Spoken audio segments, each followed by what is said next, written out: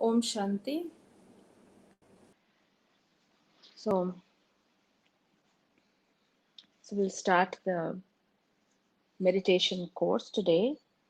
Um, After this lockdown, we've had quite a few batches, one after another, probably about um, six batches, and this is the seventh one. Um, it is so important that we are able to use all our resources in the right direction. Mm. The resources that we have are our thoughts, mm, our words, our actions, our relationships, mm, our interactions. So these are our resources. How do we utilize it so that we are able to gain more, benefit more, progress more? So meditation is a method to utilize all these resources in the optimum level, in the way that you're able to take yourself in a very right direction. Then you're not going to waste your time and your energy, because when thoughts go in a different direction which is not useful, then a whole lot of energy goes. So we all do understand that um, there is so much benefit in thinking right, speaking right, doing right. And for all we've read so much about it. We even advise others also about on what to think, what not to think, and so on and so forth. But then the ability to remember it at the right time, you know, in the face of a situation, or in the face of a conflict, or in the face of some discomfort or agitation. Am I able to remember all that I know I need to think at that moment? What is the quality of my thoughts? How do I talk to myself? Meditation is a reminder. It's a reminder that there is so much that you're capable of. There's so much you can do with these resources that you have. And it's a gentle reminder, mm, that we're searching for something which we already are originally.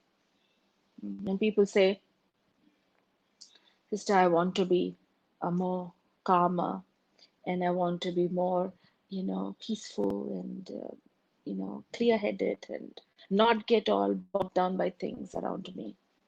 Mm.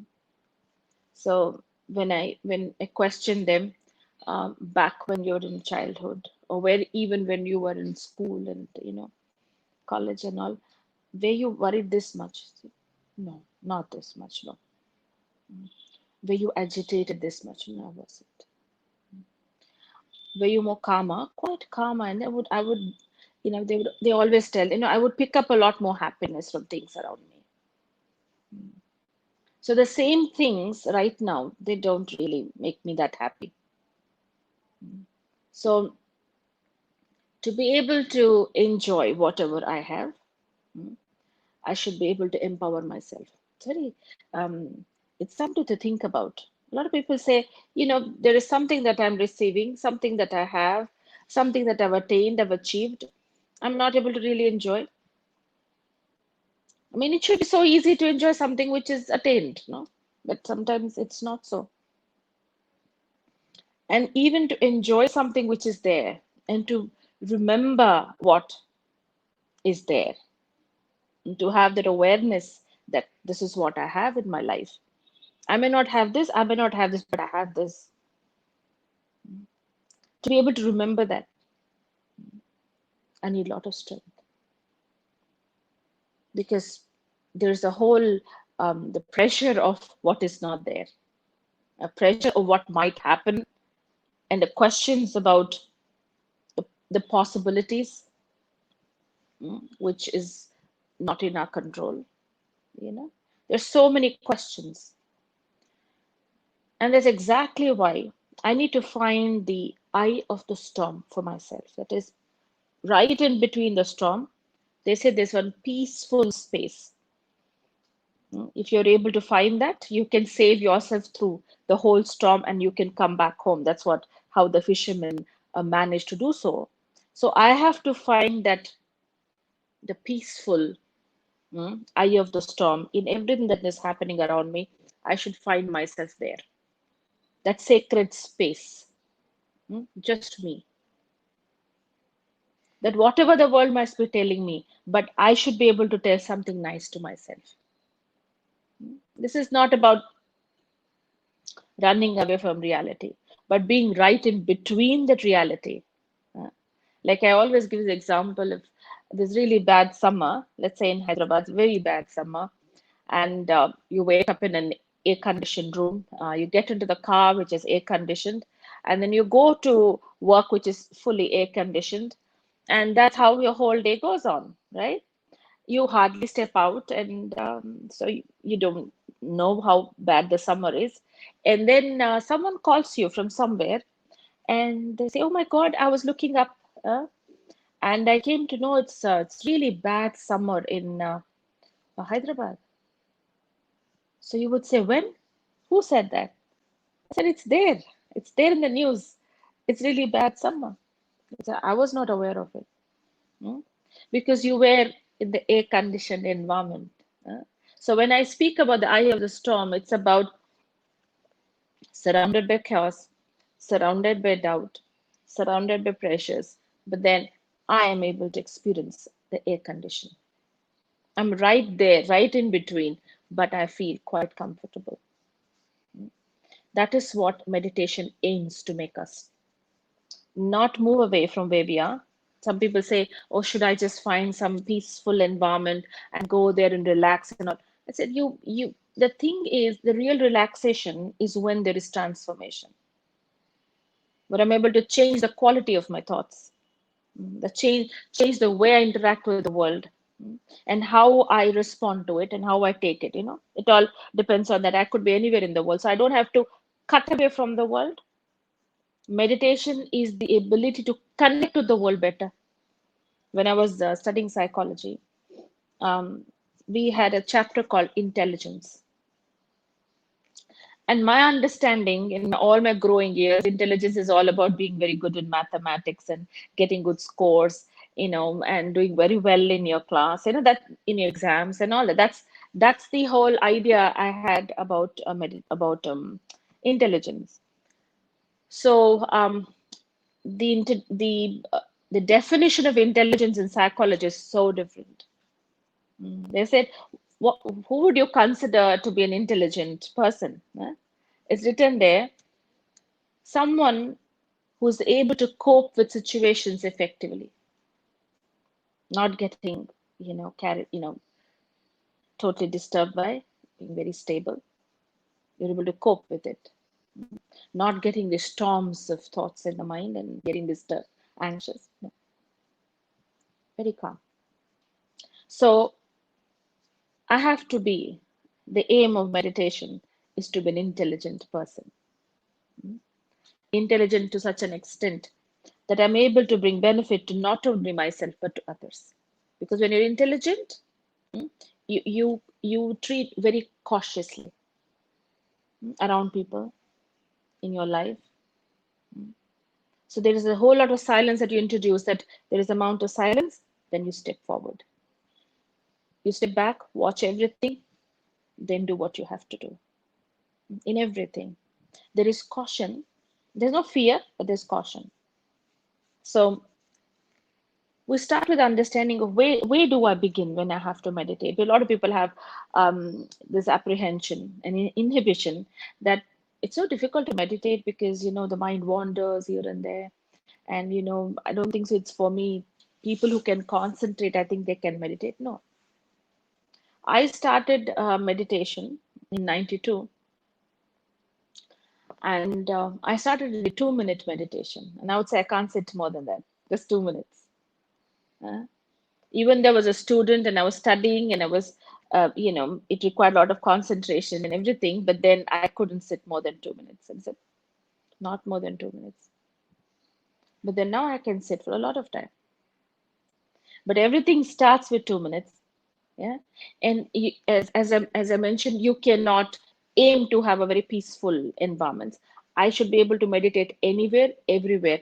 And most needed is walking, moving, talking, eating, interacting. I should be able to meditate because not always I can cut off time and take off chunks of time for myself and sit somewhere in the corner. I don't think so I'll be able to do that. So I have to be in connection and in tune with the world, and yet I'm meditating.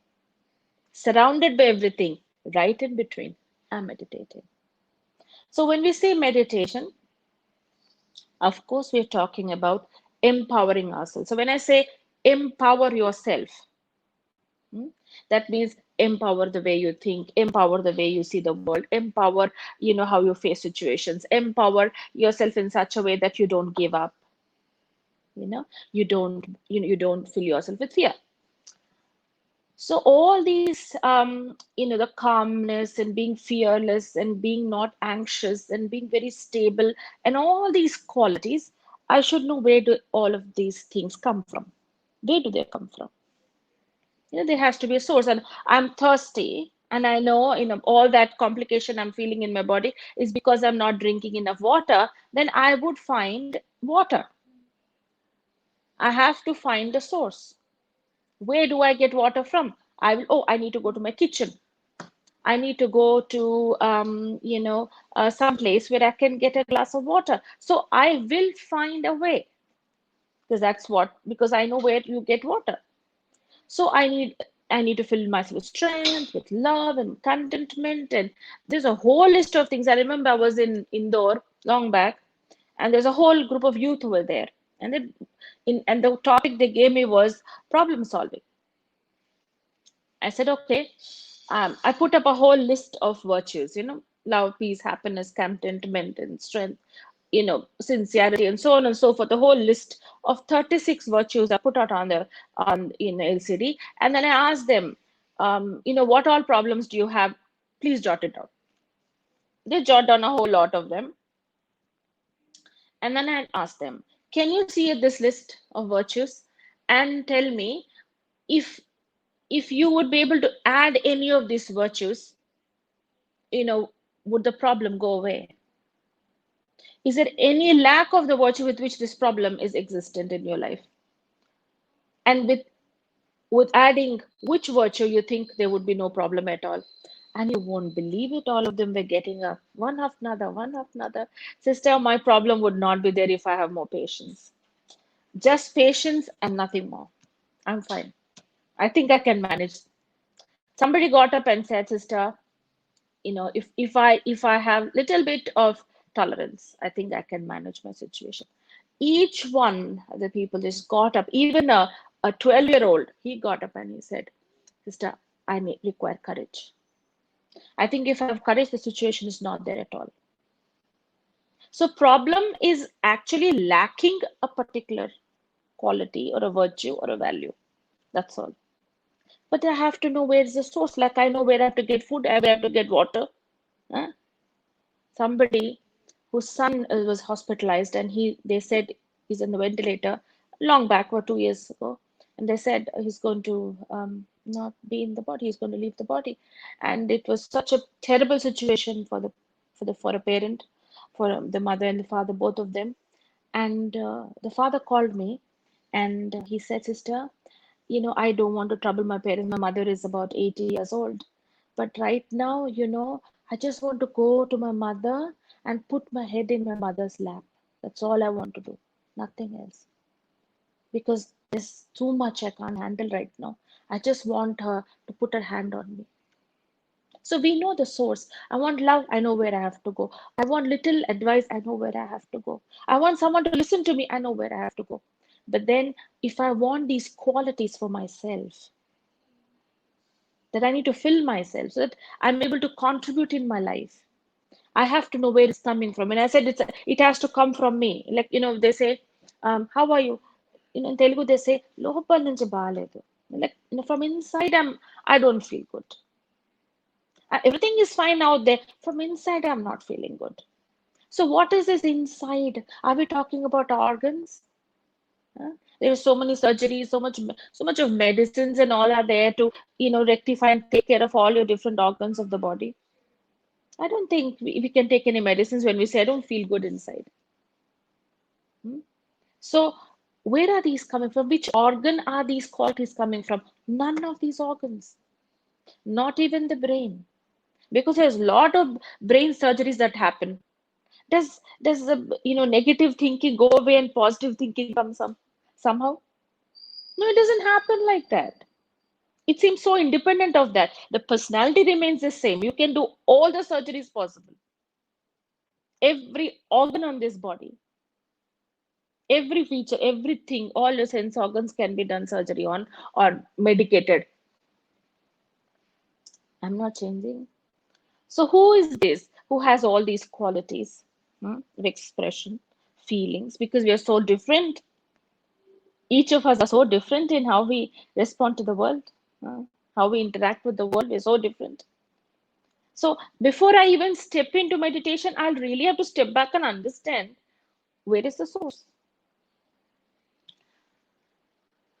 I always mention this that when I was 3 years old, my great grandfather died. He must have been in his 90s by then, and I have never seen him walk. He was always on the bed, always. I mean, he was, you know, he had some ailment, it looks like, and I've never seen him being active around the house. He was always on the bed, and my grandmother, that is his daughter-in-law, would take care of him. And I was extremely close to my grandmother.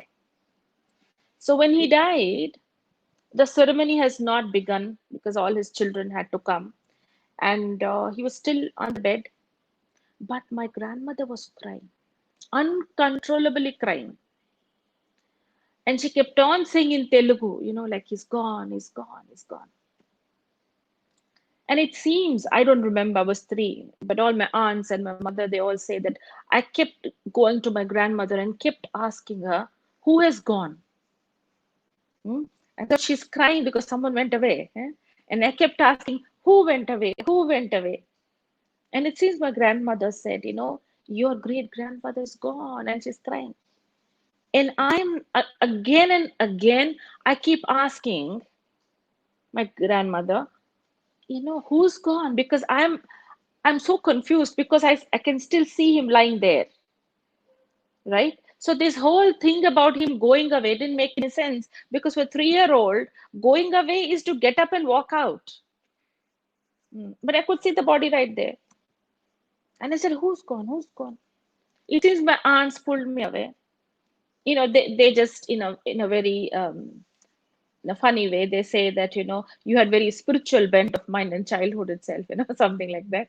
But I think it was a very genuine question for a 3-year-old. But then the real question comes, who went away really? The body is right there. You can practically, when people lose someone, there's so many chemicals out there that you can preserve the body. Nowadays, it's there. Mm. So you can take that chemicals and keep the body in your house, preserve it for years together. But no one does that. Nobody even gets a thought that let me keep that body in my house. In some families I've seen, they keep the body right outside. They don't even bring the body inside the house. They keep it outside and they do all the ceremony and everything outside and then they send away. Mm. And even the body is right in front of them, they're crying. He's gone, he's gone. So the question is, who's gone? The one who has this love and that courage and all those qualities. They keep on talking about it when someone dies. He was so understanding. He was such a support for me. Mm. He had such clear head. He would make such right decisions. Uh, he was so helpful. All talk about qualities, if you remember.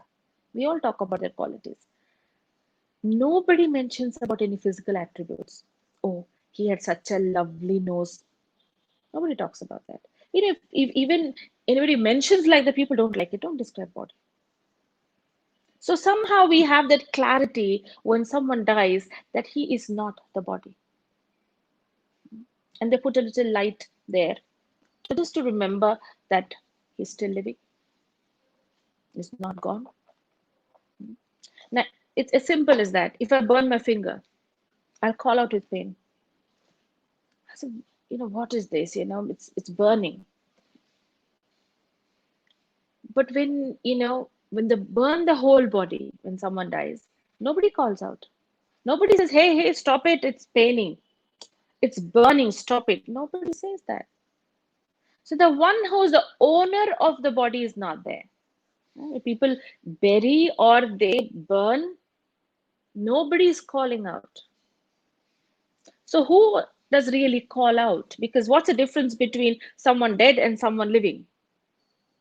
Body is still there.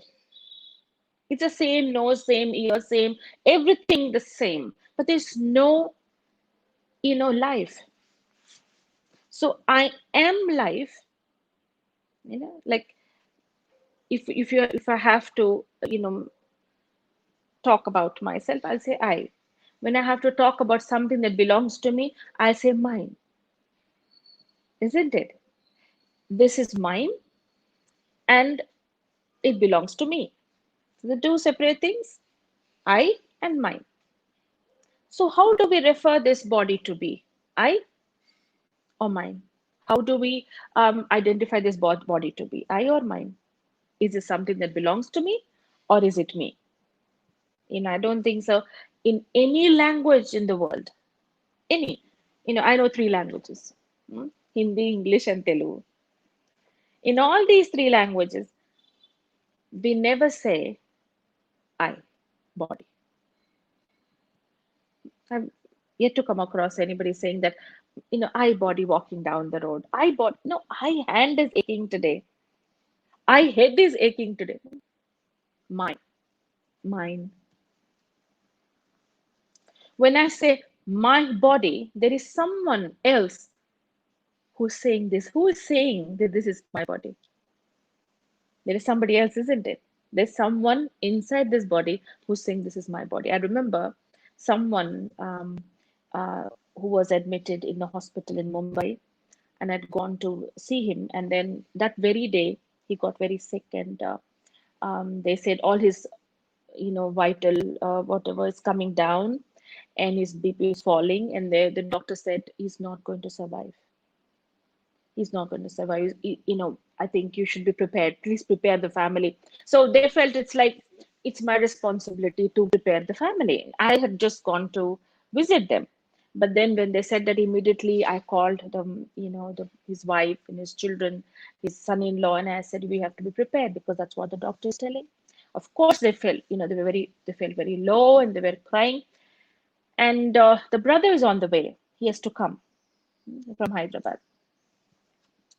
So whilst I was having a conversation, the doctor comes up and he examines the patient and everything, and he says all the organs have failed. It's failing. All organs are failing. And he looked at me and he said, um, you know, what is he waiting for? I said, I didn't understand. What do you mean he's waiting for? He's unconscious. His all organs are failing. He's unconscious. What is this question about? Whom is he waiting for? And the doctor said, the thing is he's waiting for someone. He's not going. I said, this is a doctor who's saying this because this is his experience. He works in the ICU, in intensive care, and this has been his experience for so long. He said he's waiting for someone. I said, with his eyes closed and being unconscious, he's waiting for someone. Yes, he is. Is there someone to come? I think he won't go till that person comes. He said, and he walked away. It's as natural and as simple and as, it's like this is what happens every day. And his brother walked in, and he's, you can make out that in every breath you can make out he's going to go. That's how it was. So when his brother came, he came rushing in. He took his brother's hand, and that very minute he said, brother, I will take care. I'll take care of Vadina, that is, I'll take care of my sister-in-law, and I'll take care of my niece. I'll get her married.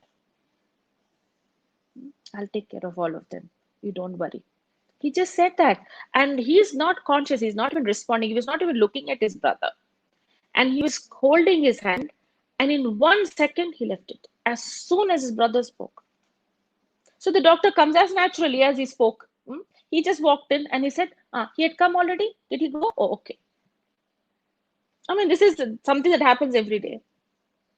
It was good that the wife and everybody were quite prepared and all. That's a different thing. But the thing is, who has decided to wait is the question.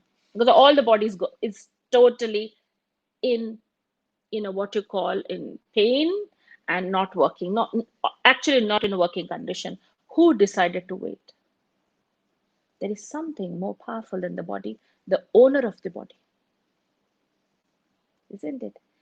Somebody was telling me when I was how the mind has an impact on the body, and what you think influences how you go about. My very first lesson of how powerful what we think is, and how it can influence our body. I learned it very early, like I must have studying my degree, and I was working with a psychiatrist, not working as working, but volunteering, like going and helping her. That was my subject, and I wanted to learn.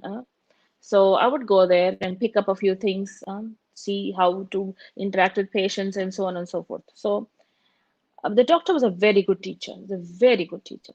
Mm. And he was, and he's very experienced, and he knows what he's doing. So he would always make it a point to call me and allow me to interact with the patients and write down notes and things like that. So one day he told me, I would want you to see the impact of what we think on our body. We had the kind of people I've been seeing till then were all about depression or anxiety. But then the first time he said, you're going to see how it affects the body. I said, really? And then there was this father and a brother. They bring um, the sister and the daughter along. She's about 20 years, 21, 22, something like that. And they bought her, and she's not able to walk. So they both held her like together from here, and they bought her. Actually carrying her, literally carrying her inside. And then they placed her on the bed, and she had to be tested. And the doctor wanted to give her the biofeedback machine and something to relax her. And then we were talking. Well, since 1 year, she's not able to walk, and we've done MRI and CT scan and so on and so forth. And nothing really came out of it. There's nothing wrong inside. But then her feet don't work. So the doctor asked them to go downstairs. So do some paperwork and all. So they went to the reception. And the doctor calls me. So come, Radhika, now watch this case. Said yes. So he said this is a classic case of hysterical conversion. Now let me show you how it works. So he said goes up to this girl and says, Kala, the girl's name was Kala. Kala, there's an urgent work has come up, and I'm going downstairs to the reception, and I won't be coming up. So please join us, and please come down. And so he asked others to empty that room, and he asked me also to come out, and we went outside that particular place, and we were standing outside the door. And I was thinking, oh my god, she can't walk, how can we just leave her there? The doctor said, just wait. And she walked out. She actually walked out with her 2 feet. And then as soon as she saw us, she held on to the wall. Now let me tell you, she's not acting. That's an illness. The impact that then afterwards she started coming for counseling and things like that. And then it came out, because she says that her mother left the body, with cancer, about a year and a half ago. And she was doing everything in the house, everything practical, everything that a mother would do. And she's going and studying also and working, and so much pressure and so much expectation from the father. So she thought, the amount of work I'm doing, one day these feet will fall. They'll just fall. They'll stop working. This was the thought she had one night. And the morning, it's not working. See the impact. So the thing is, I am the owner of this body. And that's exactly what I think influences the body. It's as simple as that. So who is this one who's thinking? When you go to a temple, they tell you to apply tilak. They say leave your slippers outside. Mm. And when you go inside, you break a coconut and you apply tilak. So there is a ritualistic way of doing it, and everybody does it. If you go and ask them, why are you breaking a coconut? No, no, this is, you have to do it. It's like killing your ego, some people will say. And then why you have to apply tilak? No, no, that is auspicious. No, but the thing is, we have to understand the meaning. It is as simple as that. They say God does not see your body. Hmm? That you can compare this body to a car. Hmm. So God doesn't see the car, God sees the driver. If there's been an accident, would you take the car and put it in the jail? No, no, you would not take the car. That's, the car is not responsible. The one who was driving that car is responsible. Hmm? So the driver is responsible. So if I do something wrong, it is not the body which is responsible, but the one who's made this body do it, that is coming to action. My thoughts, my intentions, my feelings. So they say you leave your body outside. So we can't practically leave our body outside. So what we usually do is that we leave our slippers outside. The slippers are made of skin, and skin represents the body. When it's made of leather, hmm, leave it outside and walk in, and then you break, you apply tilak. That means to say, to remind yourself that I am the owner of this body, and I'm a point of energy, the point that I am a soul. I'm a point of light. That's why they give you red. Red means life. Orange means life. Hmm? And Chandan means coolness. That is my nature. They never give you black because energy can neither be created nor destroyed. I being the soul, I cannot be destroyed. That is why they never give you black. Black means death. I'm always living. I never die. So I, the soul, am the owner of this body. And so they break the coconut. It is why do you have to break a coconut? And if you don't know the meaning of why you break a coconut, you can as well make chutney and eat and be happy with it. Why do you break it? And sometimes in some temples they break so many. Thousands they break every day. What does it mean? It means the shell. They say, God, the shell is the body. What can I give you from this body? Nothing. You don't need anything from me. But then what I can give you is when I break it, this consciousness that I'm a body, when I break it, there is a white coconut. That is who I am, that soul that I am within. It's not visible outside. So from within me, what emerges is my devotion, my love, my regard, my respect for you in the form of coconut water. And that's exactly what I will offer to you. That's why they usually take it and spray it, no? That is what I offer to you. So the whole journey from entering that temple to the point where you reach, mm, and apply tilak on your forehead, the whole journey is the understanding that I am a soul, a point of light right behind my forehead. And that's exactly why I apply the tilak. And I'm eternal. So whatever issues I have, whatever problems I have, it's nowhere in this body, it's in the soul. So I don't have a soul. I am a soul. This is the first step to meditation. I am a soul and I happen to have a body. I have a body, but I am a soul, a point of light. You are a soul, so am I. We all are souls. But we are so different, aren't we? Even though we understand that the original nature is that of love, peace, happiness, purity. Even if you know, nobody gets angry or irritated and feel good.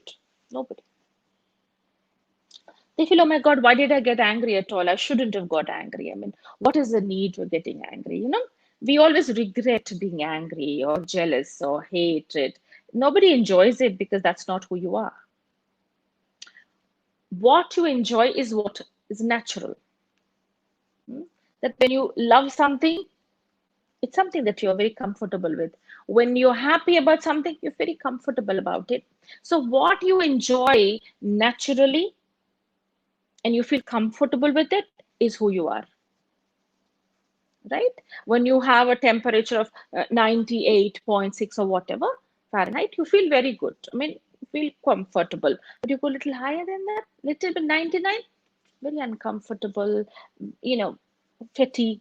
You don't feel good because that is abnormal. The temperature is going towards 100. So it's abnormal, isn't it? So, in the same way, the soul's temperature is love, peace, happiness, purity, knowledge, strength, bliss.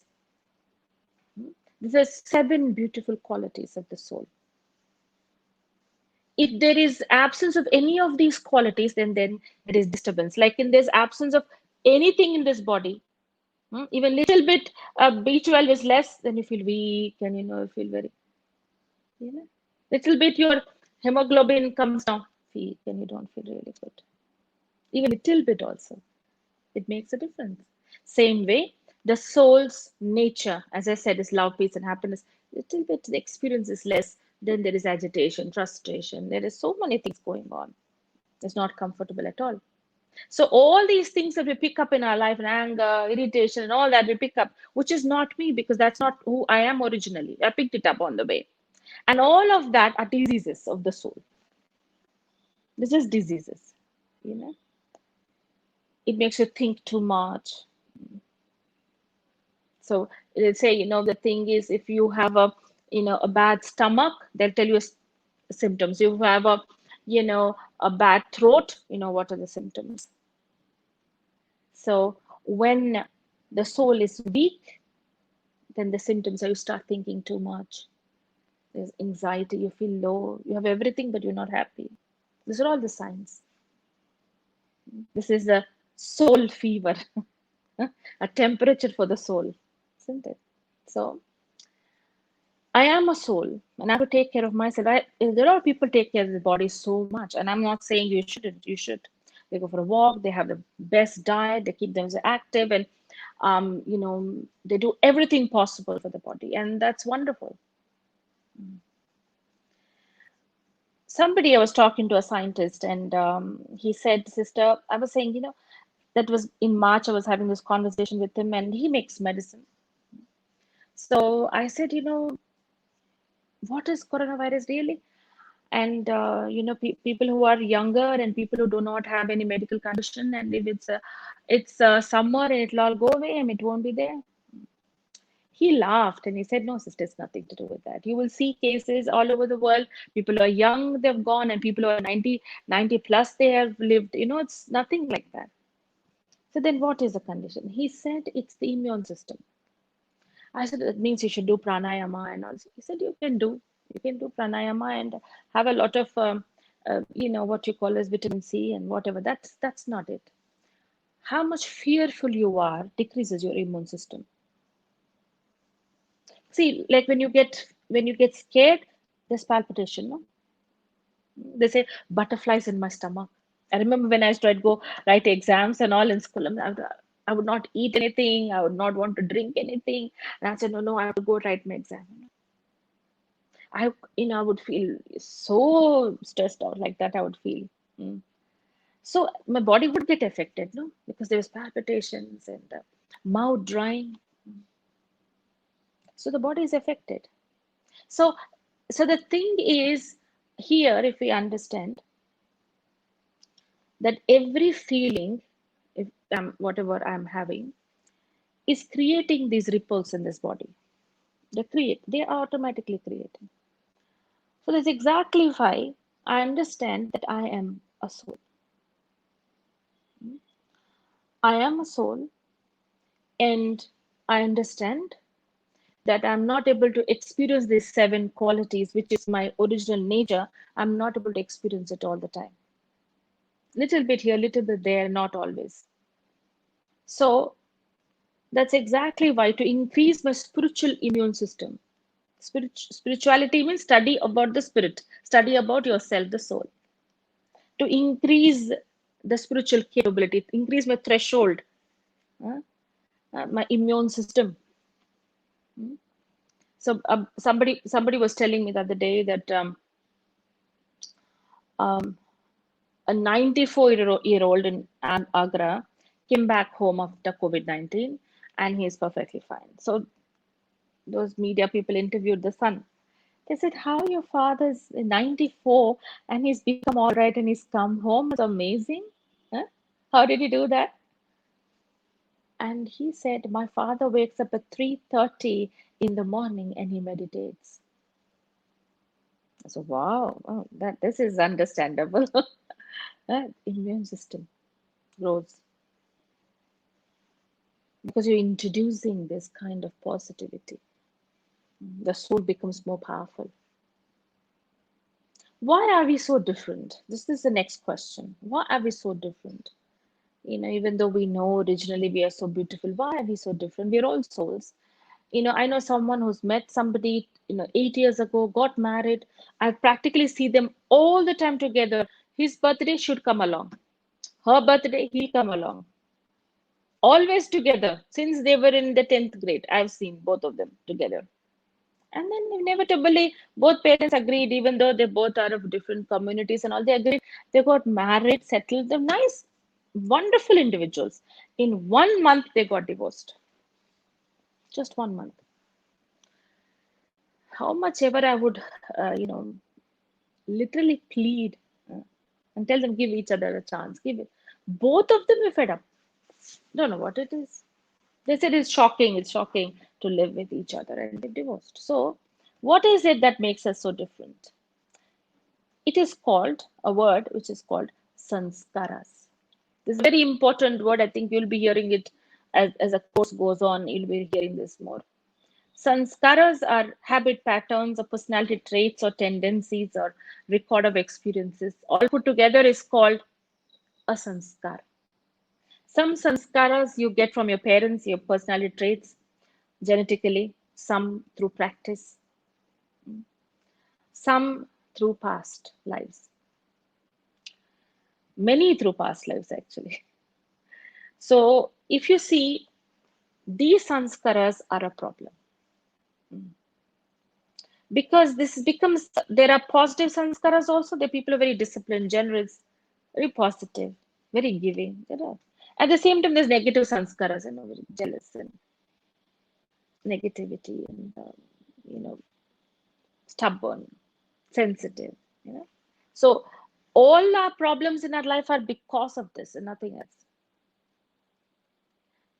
If I have a sanskar of stubbornness, it influences how I think. Maybe, let us say, there is a office and four people in one particular department. They all have made a mistake, and the boss comes and shouts at all four of them at the same time.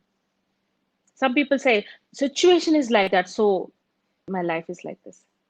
Because situation I'm sorrowful. Because situation I'm bogged down. Now look at this. All four of them, same situation. But will all four of them think the same way? The boss is shouting. One person is thinking, who does he think he is?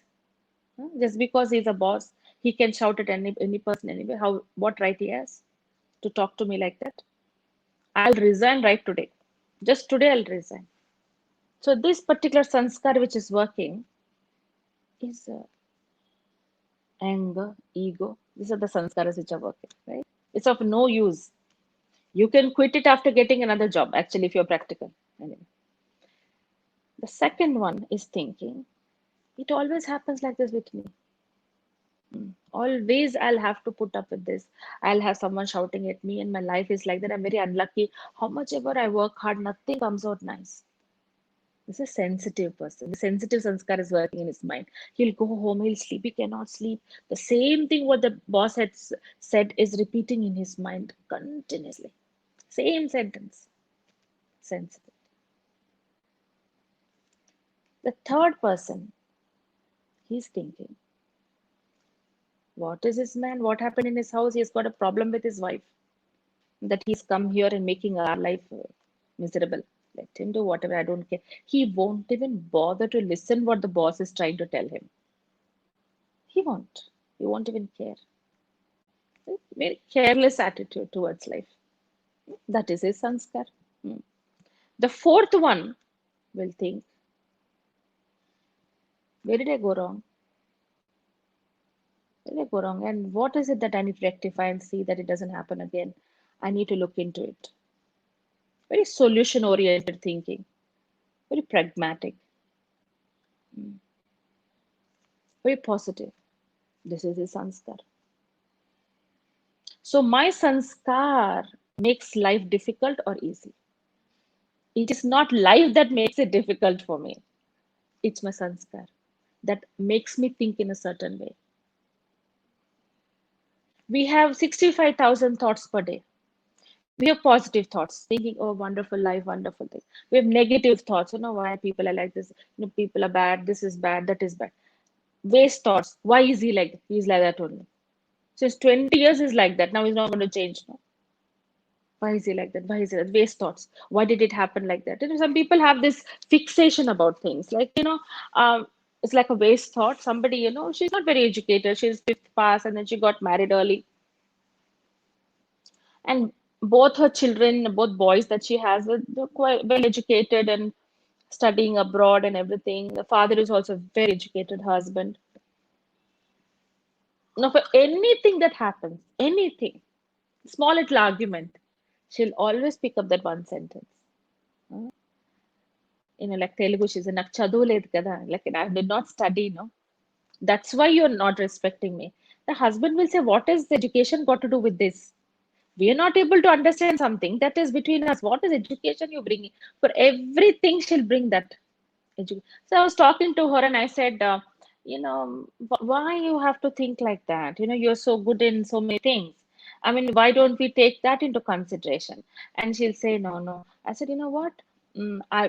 What happened? So my older son, he said like this. You won't understand, Amma. I said, every boy, uh, at one point or the other, they tell their mother, you don't understand. It's not just you, very well educated mothers also, they will say, you don't understand. This is not, that's a relationship between a child and a mother that happens.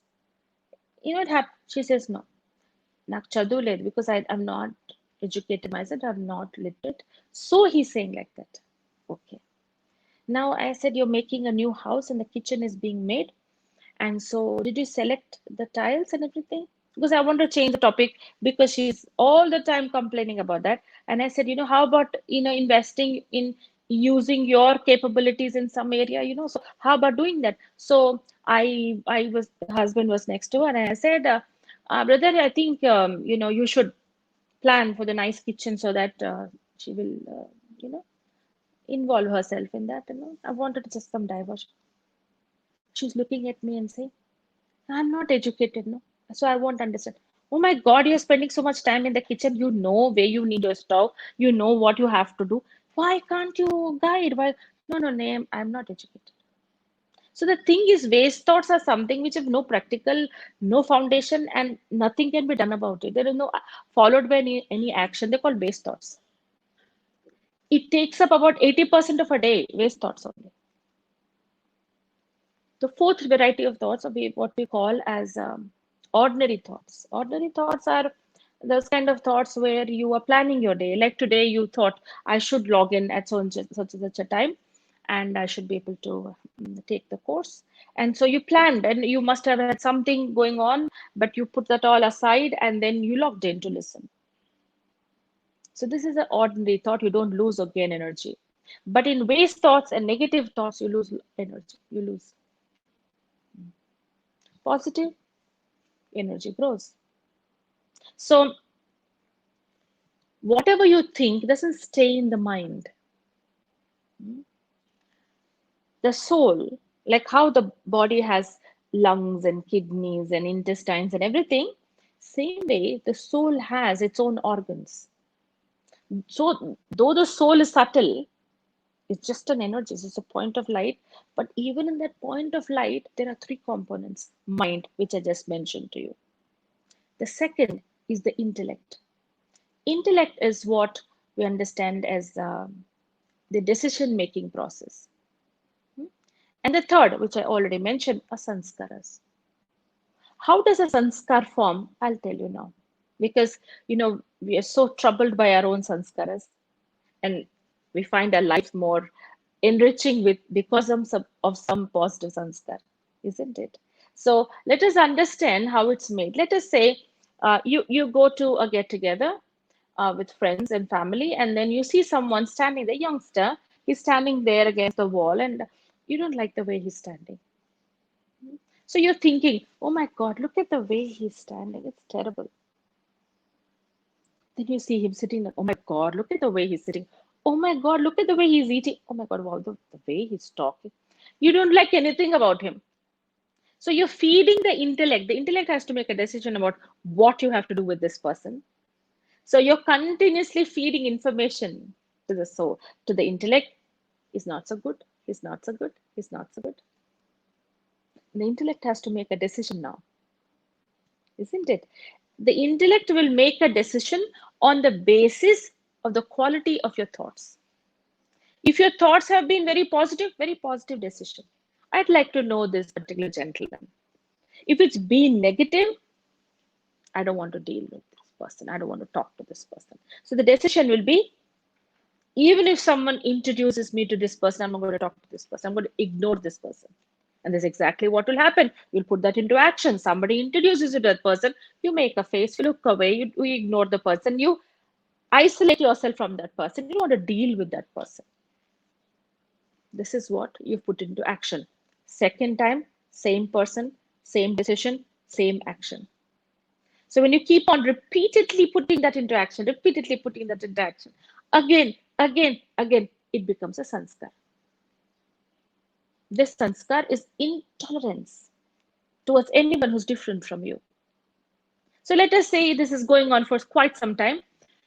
And now you're sitting in your house, your friends come up and say, hello, now it is the time for celebrations and New Year's. Huh? We got to celebrate. Let's say there's no pandemic going on. So let's just go and celebrate and have a good time. You say, I'm not going to come. So why not? It's New Year's. Why would you not want to come? You will say the thing is, all the people there are just useless. All the people are useless. How is it possible that every person you've interacted with are useless? So they don't want to interact. They keep themselves away from a lot of people because they look up to they don't ever look up to anybody. They always look down at everybody. So this is a sanskar. So it dominates so much that every time there's an opportunity to go and connect to someone, the thoughts come, no, I don't want to talk to anybody.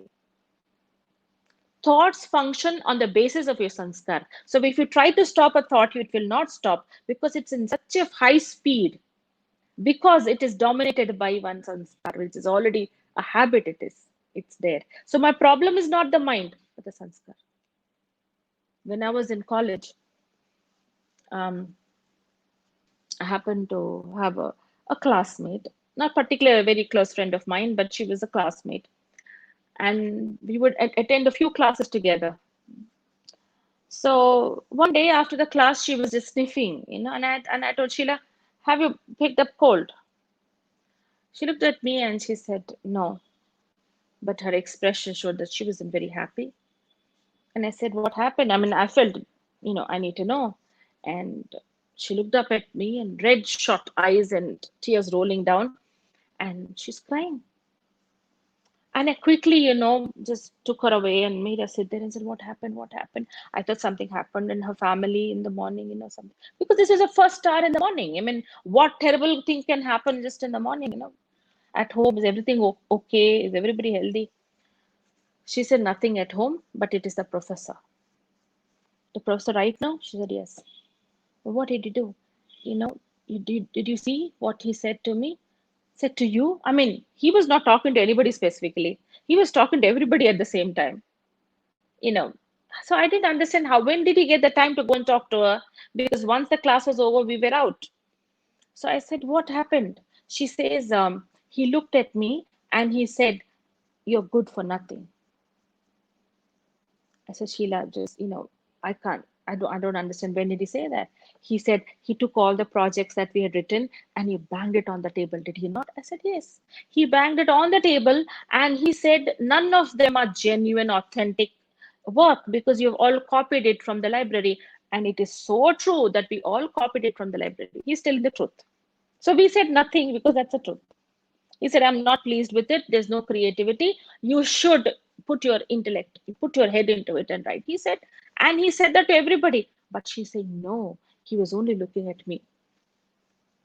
No, why is it that you're that important? And if the 30 plus were sitting there, well, how come you become so important? She's saying, no, you don't understand. And she's crying, crying, crying. She just couldn't attend the rest of the class and she had to go home. This is how a sanskar works.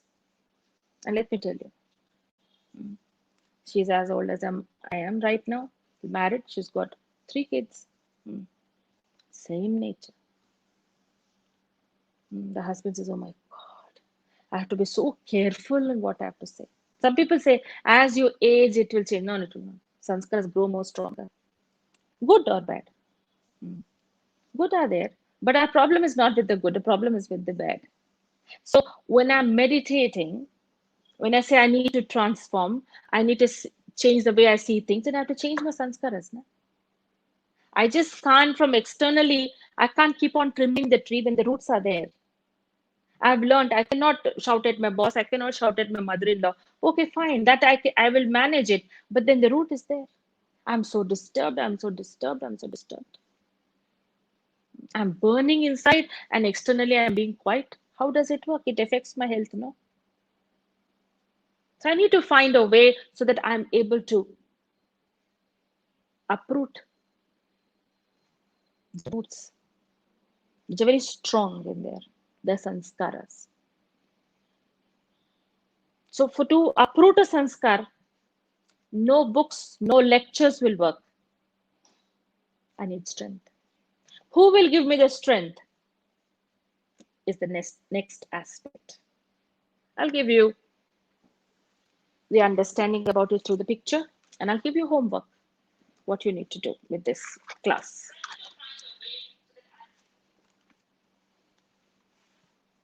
Here is a picture. This is a this is a human being. Yeah, this is the human being. This is the human. This is the being. Human being. Human being. So, so within the soul is the mind, the intellect, and the sanskaras. The three together are within the soul. So I am a soul and I happen to have a body. And when the soul gets out of this body, the body will become just the human without the soul. I'm right behind my forehead, the soul, and this body, you can compare it to a car, but I am actually a soul. Okay, this is the first lesson. And the 3 homeworks, you can, if you have a piece of paper, you can note it down. Sometimes you can forget it. First, in the whole day, at least 7 times, don't do it like a mantra, but with an understanding that I am a soul. Just practice, I am a soul, a peaceful soul, because that is my nature.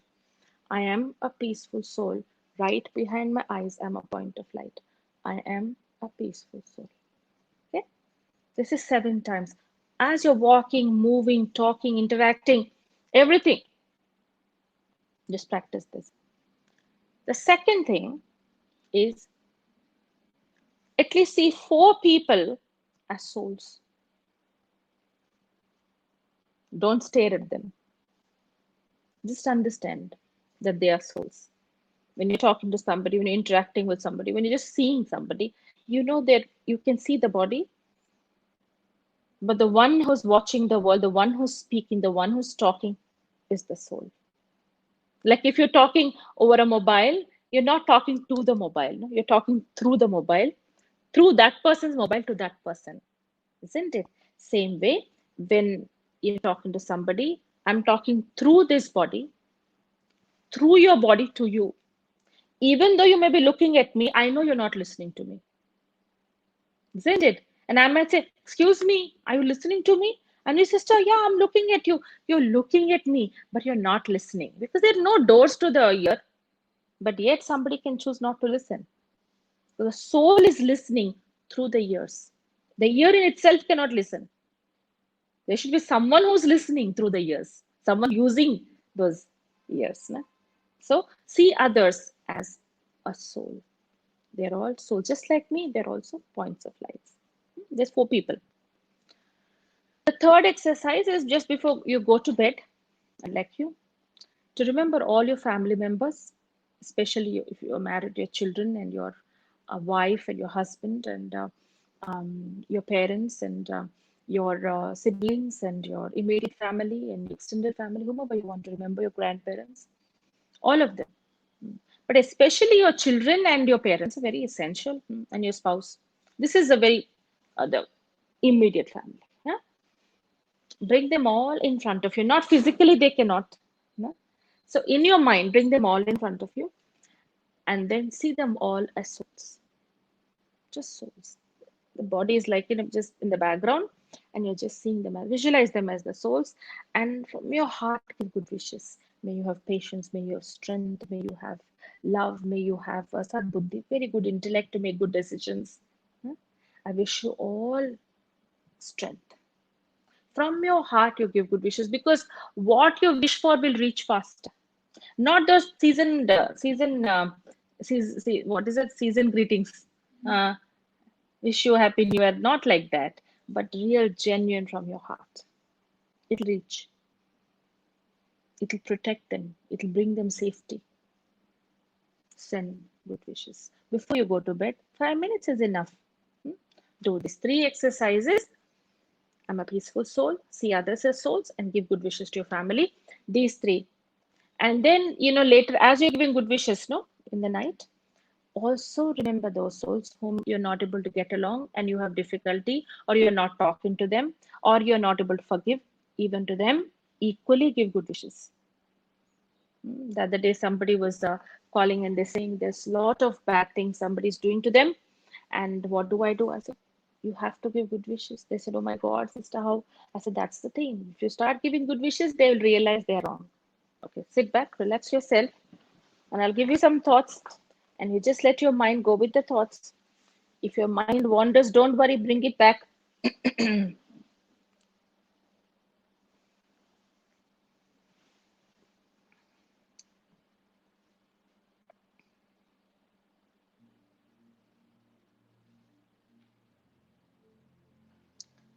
Silently sit back and relax yourself. Put all the weight on your feet. Gently breathe in and breathe out.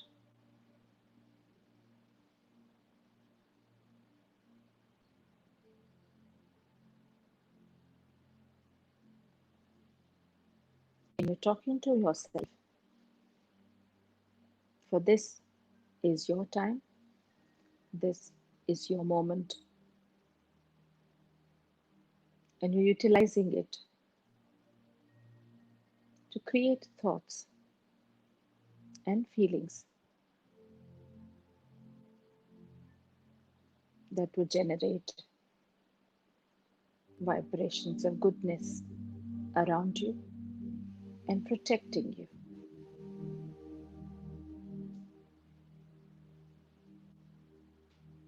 You remind yourself that hidden behind my eyes is who I am. I am a soul, a point of light. I'm eternal, divine, imperishable.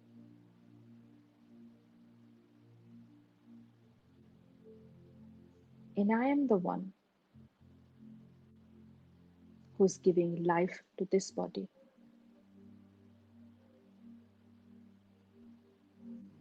I see the world through these eyes, hear through these ears, and speak through this mouth, but in fact, I am a soul. I am a peaceful soul. Peace is my nature. Peace is my origin. Peace is my religion.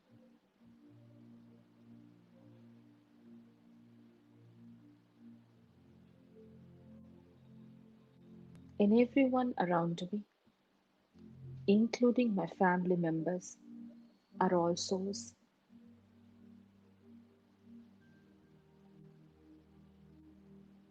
just points of lights, full of qualities.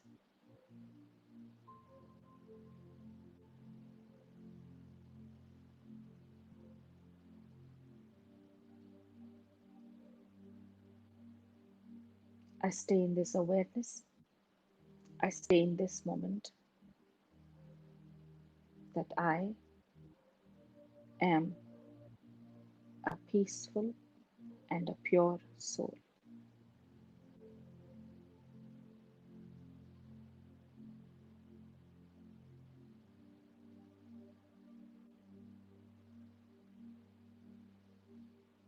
Om Shanti.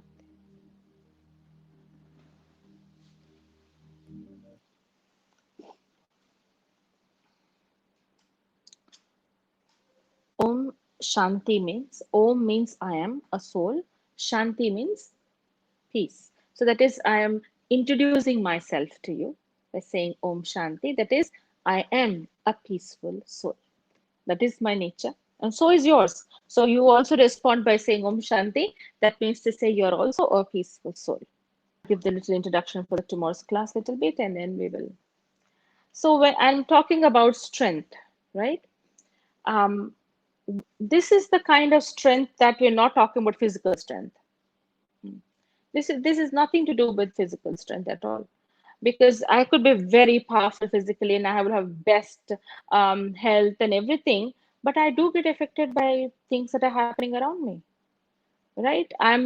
I can, put myself down. I can be very weak, and I can feel, and I would not be able to enjoy what is around me. So that's exactly why I need that kind of strength, which is spiritual strength. So who can give me spiritual strength? Can a Guruji give me spiritual strength? Who's giving very good lectures and he's very famous, hmm? And he's everybody is impressed with him and listening to him. So can this particular person give me strength?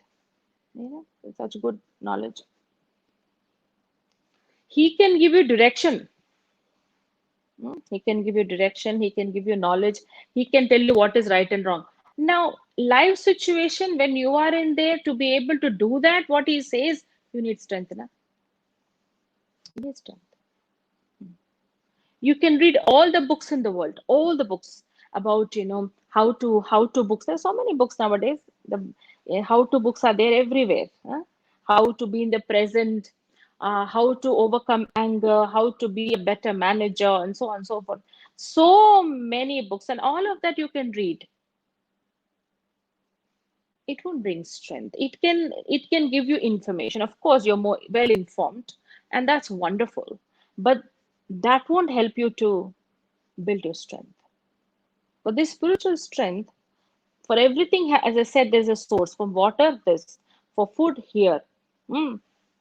So I need to have that kind of a source where I can keep taking whenever I feel, oh my God, I'm getting down with my strength. So I need a place to go and replenish myself. It's not like I take a break, go to a resort, and come back and feel the same. Not that kind of relaxation, but a real source where I don't have to contribute anything, but I can just get everything free. And the one who's giving should never become empty. They should not say, oh my God, I've given you enough, now I can't give you anything more. you know Human beings can get tired at any time. So I need to have a source who can continuously give me. So who is that source who can continuously give strength? Because I can have love, but I need to have power of love. Power of love is I should be able to forgive. Hmm. You're good to me, I'm good to you. That is not love, no? Power of peace. If everything around is nice, I'm peaceful. If something disturbing, I'm not peaceful. So that is not power of peace.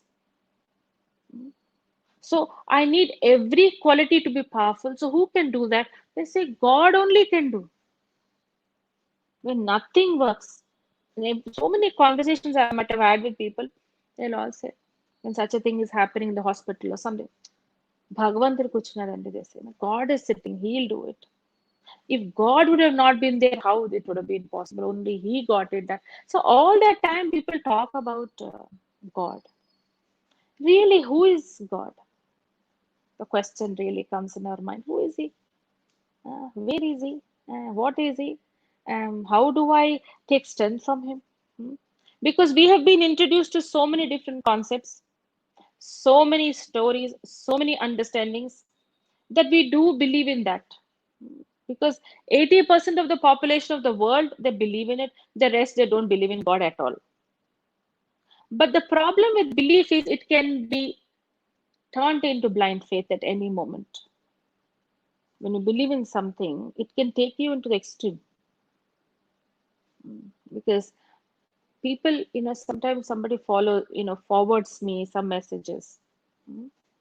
In that, it's written, if you don't forward it to at least 10 people, then something will happen to your children. What a terrible thing to write to anybody. Very terrible thing. And I have people forwarding me who are scientists from ICRISAT and all. They forward. And I very, you know, I just asked, brother, do you really believe this? That you don't forward 10 people and something? So he says, sister, what is wrong in forwarding? Because that is, lingering doubt is there. So when you don't know something, you will just believe. Beliefs don't have a lot of logic.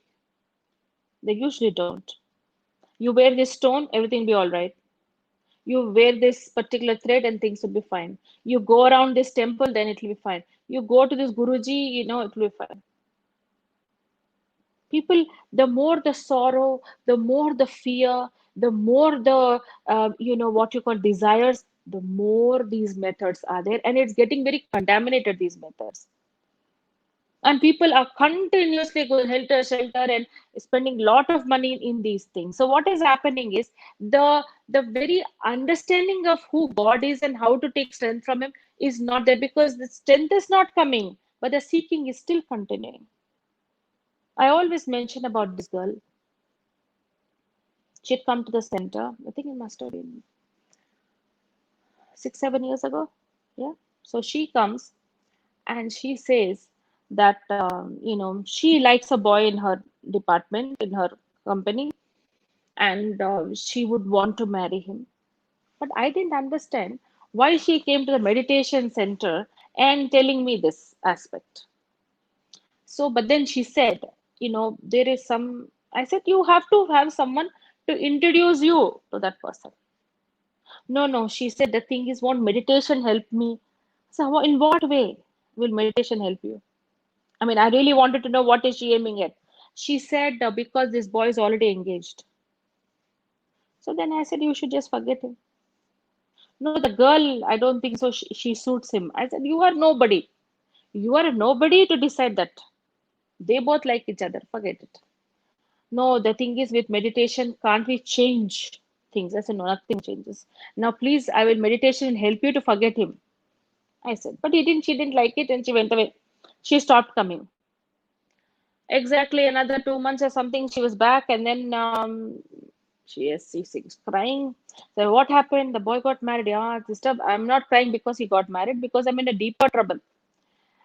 She invested about 42,000 rupees, nearly 50,000, some amount. Some Panditji, some Fakirji, whatever, they all said, we will do some Vashikaran mantra and we will give you this taviz. The taviz is something that you tie like this, and all these things we will do. And you sleep with your head towards the north and or north, they've told, and she's done all that. And then you can marry that boy. Hmm. Now, nothing happened. The boy is married and he's moved to Mumbai. And she said, what are they saying now? Huh. So she's saying, they're saying he will divorce her and come and marry you now. What kind of this is called what I said, no, that boy is not going to come divorce him. You better go find somebody and marry. So the thing is, this is what we call as blind faith in the name of God. This is all done in the name of God. There are extremities, not just fanatics who would go and kill others. That's not the only thing in the name of God, but also deceiving people in the name of God.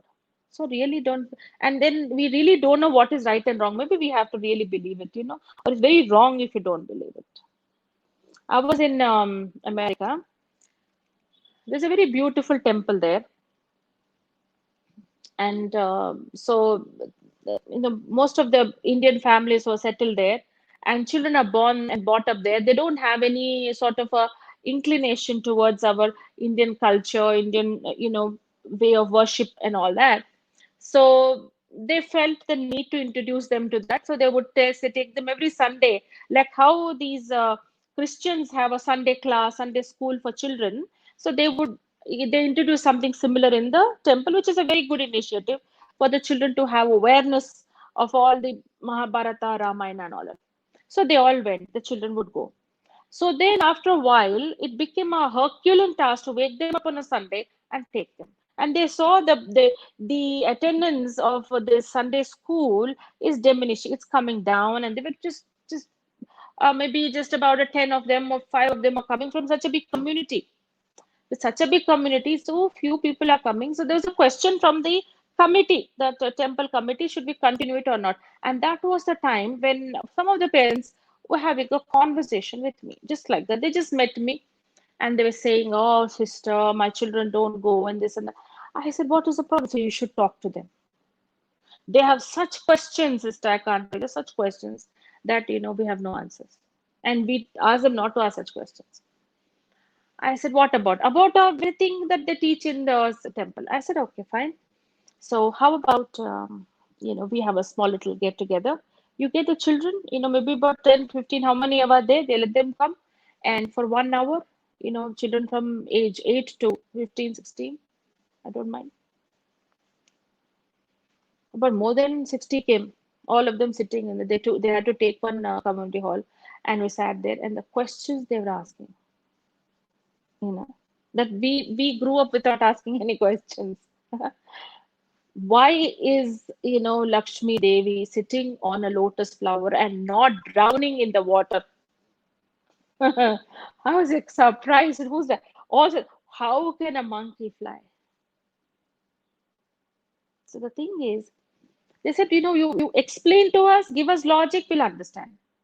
So I told them, see, everything has a symbolic meaning, because the whole scriptures is symbols, beautiful symbols. In those years, they would explain. Now nobody's there to explain.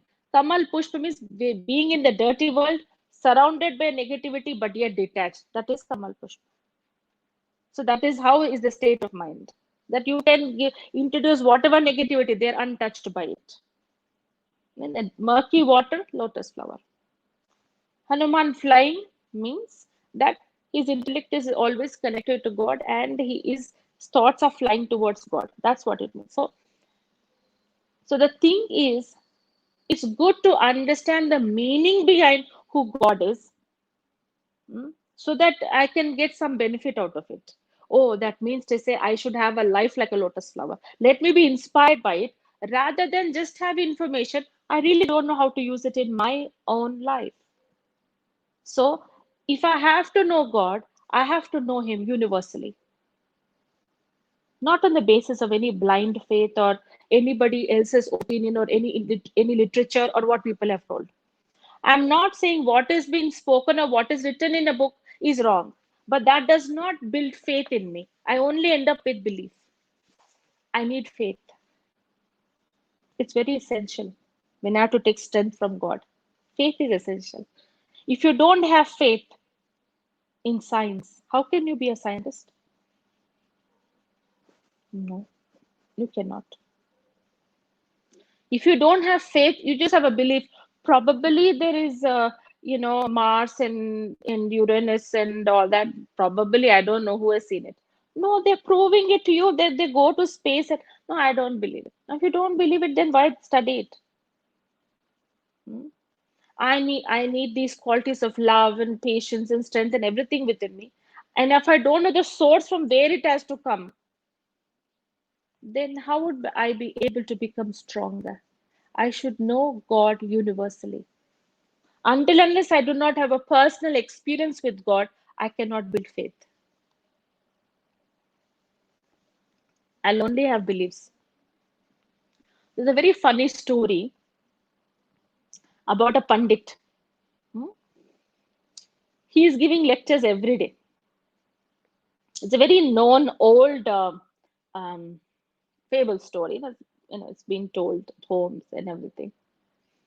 It seems he told all his disciples, people who would come, all his disciples or students, whatever you call, they all came, and he would ask them, do you know how to show your faith in God? They would say, oh, really? We would like to know. You have to, take his name and you can walk on water. प्रभु का नाम लो और पानी से पार जाओ, इस तरफ से, like from this end to that end you can go. So he said, you can walk on water. Yeah, you can walk on water and walk that other side in God's name with so much conviction, with so much happiness, and with such a, you know, determination with which that Panditji was speaking, that people were listening with such a happiness. And there was this one old mother. She's listening to this and she's thinking, oh my God, if I take the name of God and have faith, then I can walk through that water. He's saying. So she really started walking on that water. Panditji was given that information. He said, oh my God, how is she walking? He's been only talking, he's never walked on that water till date. So it seems he went running to see what's going on. And he sees his mother walking with so much faith. Oh, Panditji, you've given such a good direction. Now see, I'm walking, and she's walking on that water. He thought, oh my God, if she's taking a thought and walking, I should also do it. So he went to the water and he took the name of God and he walked and he drowned. He just believed it and he's sharing. World is full of beliefs. Faith is very less.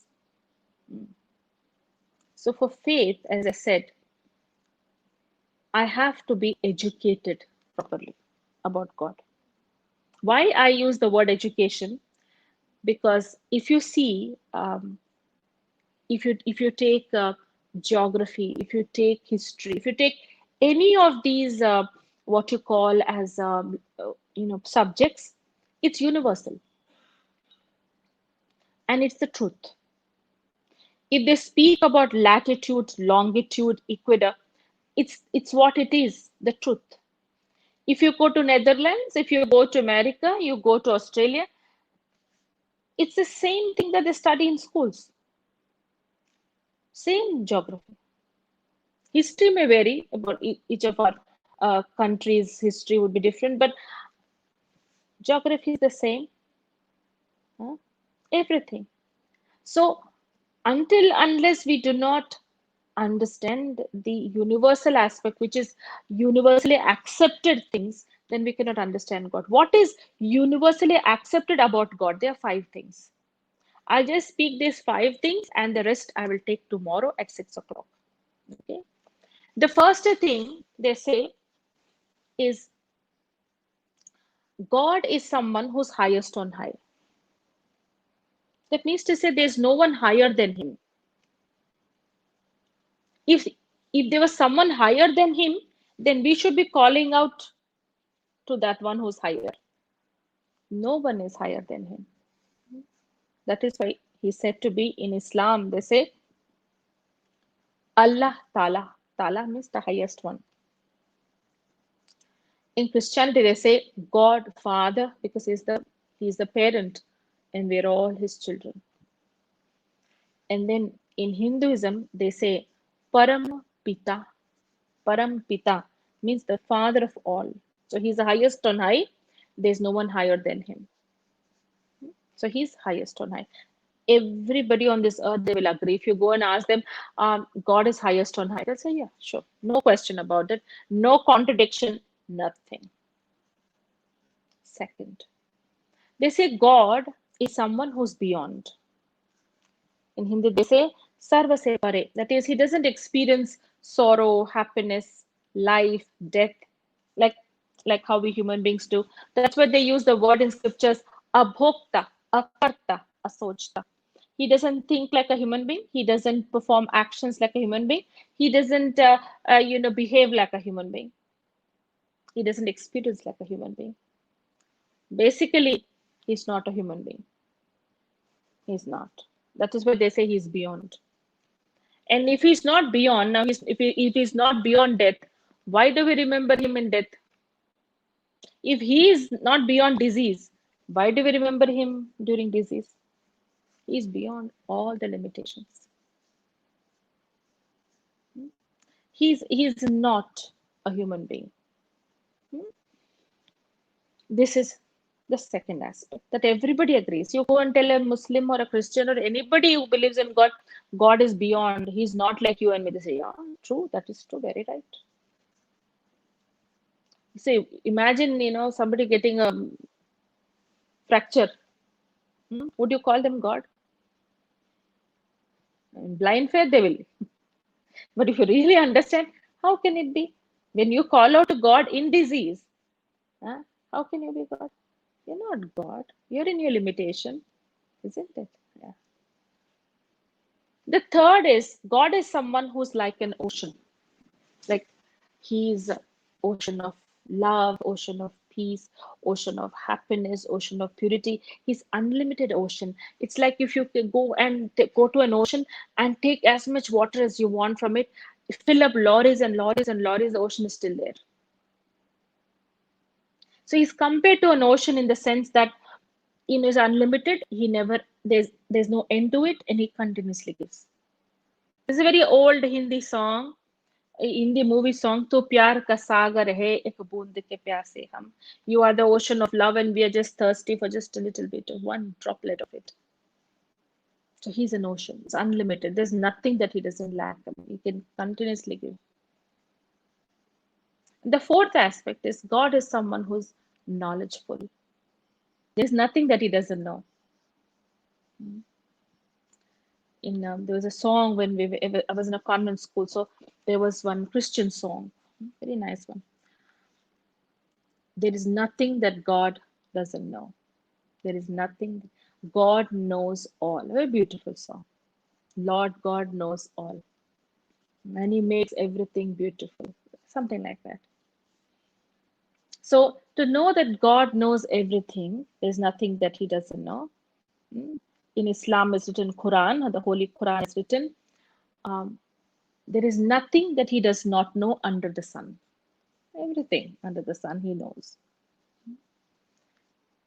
In our scriptures, it's written Sarvagya. Sarvagya means the one who is an all-knower. Jani Janan Har. This is the description that they give. The all-knower, the ones who know everything. In Islam, there is a sect called Sufism. They are beautiful singers. They sing praise of God. So in that, they describe God to have, is knowledgeful. They describe it with a beautiful poem. They say, Syahi bane samundar, that you can turn the whole ocean on this earth into ink, all the trees on this earth into pens, and all the on the land on this earth into paper. You'll still not be able to write all the knowledge that he has within him. So he is knowledgeful. There's nothing that he doesn't know, whether you tell him or not. So this is the fourth aspect. The fifth, they say, God is someone when everybody agrees that he's God. Now this is tricky because I've been mentioning this in all the courses. I was traveling abroad, and I had to pass by. It was Qatar. It was Qatar Airlines. So I had to, the transit was Qatar, And there was this Arab person talking to an Englishman, and they were sitting across me in the waiting area. And he's opened a book with a whole list of names, Muslim names, boys and girls. And he opened it and he was showing his friend, and he's speaking in English, of course. And he said, I thought maybe he's selecting names for his children or something. But then he said, these are all the names of my children. I said, oh my God, he has got so many children, maybe 15, I don't know how many. He was flipping pages. So it was a small little notebook of flipping pages, quite a few. So I thought, he might, and he's written all their dates of birth so that he can wish them. Wherever he is in the world, he would like to wish his, children. And so I was just thinking, he might even forget which Ahmad and which is Ali, he might forget. But the children will not forget the father. No? They know who the father is, where he is, what his profession is, what his name is. They all carry his name, same way. Whatever we are, we may be in Germany, we may be Germans, we may be, our language may be Italian, or we may be in whatever country, whatever region, wherever we are. We're all the children of God. And if you show us the right form of who God is, we'll all agree that He's God. Because if there are 10 children of a father, they're also the same man, no? So we're all the children of one God, so we should be able to know who He is. So, Sarva Dharma Manya, when all religions agree that He is God, only then He is God. Because all are His children. So, how can all religions agree that He is God? Huh? Shall I take that up, or shall I leave it for questions?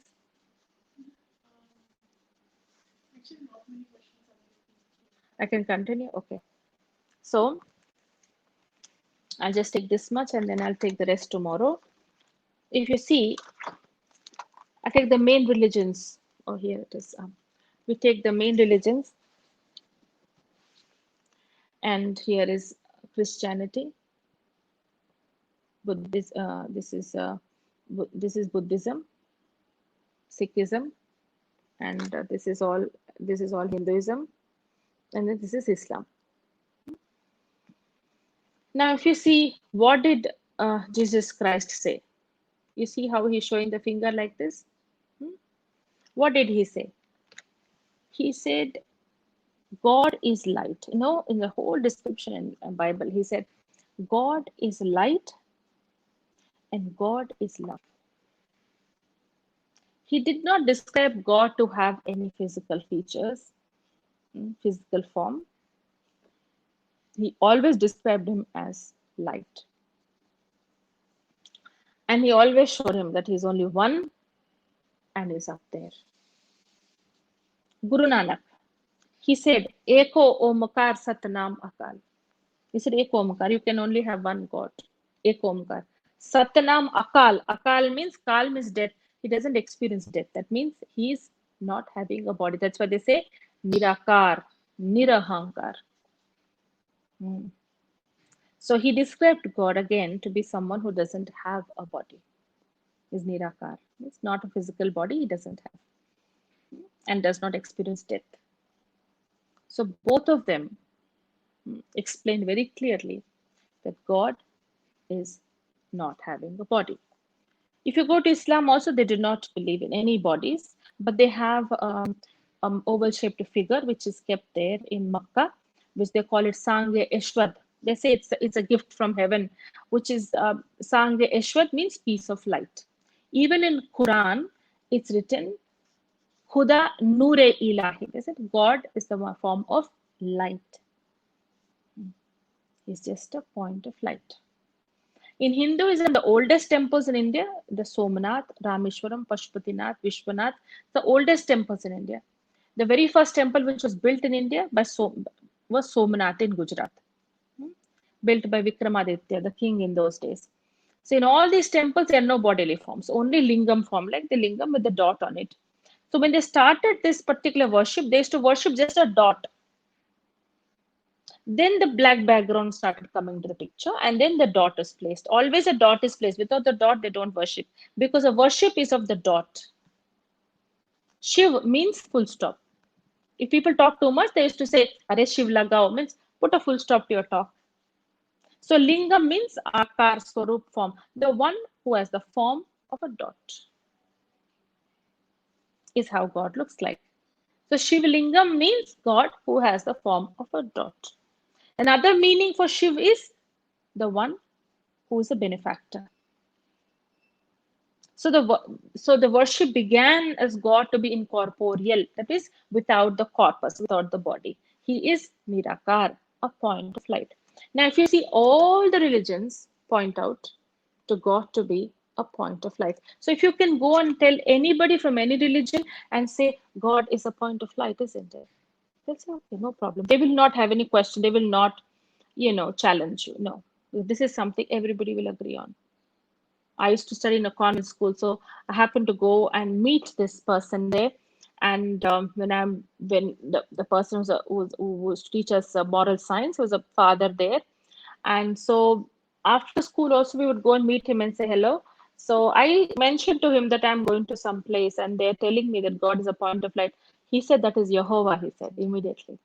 Jehovah means light, God. But he said you have to go through the teachings of Christ. I said that okay, that is his belief, huh? To go through Christ. And then I had a friend called Humaira. She was the one who mentioned to me that how in Quran is already written that God is a Nur. Nur means light. He's made of light. So there's nothing new that you're telling me. And in Gita is written Jyoti Bindu Paramatma. Jyoti Bindu Paramatma. So all of them are pointing out to God is a point of light. So now the thing is, what we're going to do is that tomorrow I will, um, talk about how to connect to Him and where is He, what is He to us.